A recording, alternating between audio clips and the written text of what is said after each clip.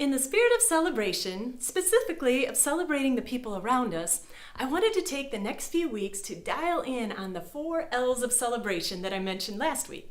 Lavish, with praise, listen, learn, and love. Lavish, listen, learn, love. Do these 4 things and that's enough. Okay, so this week it's all about lavishing praise on people.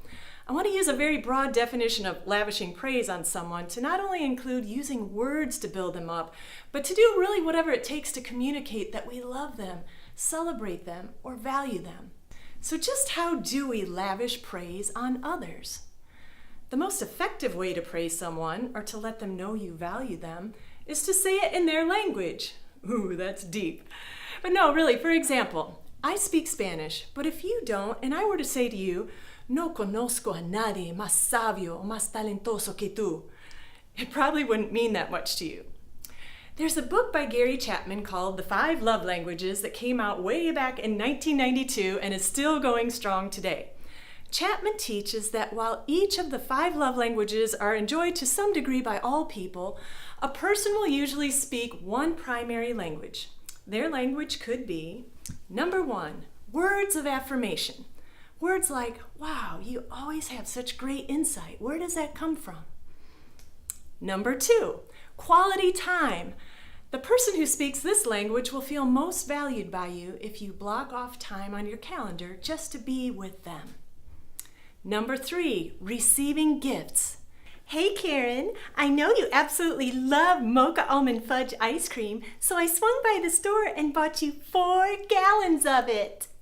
Number 4, acts of service. For some people, having their lawn mowed or their dinner cooked for them goes a whole lot further than delivering a flowery speech or blocking off your calendar. And number 5, physical touch. For those who speak this language, a high five or a hug, or if he's your husband, a little extra hoochie coochie, speaks much more value and love than buying a gift or delivering on some act of service. Okay, so we know all 5. The bigger question is, do you know which of the 5 languages the people around you speak? And more importantly, are you willing to learn a new language? The truth is, you may need to go to language school. So how about doing some language school homework this week? It's just a 2-part assignment. Part number 1, list the 5 closest people to you and figure out what their love language is if you don't already know for sure. How do you do that? You could just simply ask them. Say, "Hey, if I were to show you that I really care about you, which way would be the most meaningful to you?" List the 5 love languages and have them pick one. You know, every time I've asked this question to someone, it's grown into a great conversation. It's rare that you meet someone who, if sincerely asked, doesn't want to tell you how to best show them you care. But if outright asking them what their love language is would seem extremely awkward, just take a guess. Here's a big clue. The language you hear them speaking the most is probably theirs. Check out my website where I give you a few ideas that may help you to learn to speak each language. Part number 2, make a plan to praise them, value them, or celebrate them within the next 10 days in their language, and do it.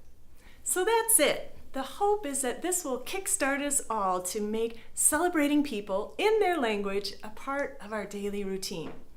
You can go to my website to remember what the list of the 5 languages is, and also there you're going to find what I believe is God's love language that makes Him feel most celebrated by us. Do me a favor, if you liked this video, share it with your friends. Also, if you liked it, leave a comment about how it helped you or click the like button on my Facebook page. I will shamelessly tell you my love language. Next to ice cream, it's words of affirmation. Thanks, friends, for watching, and have a praise-lavishing week.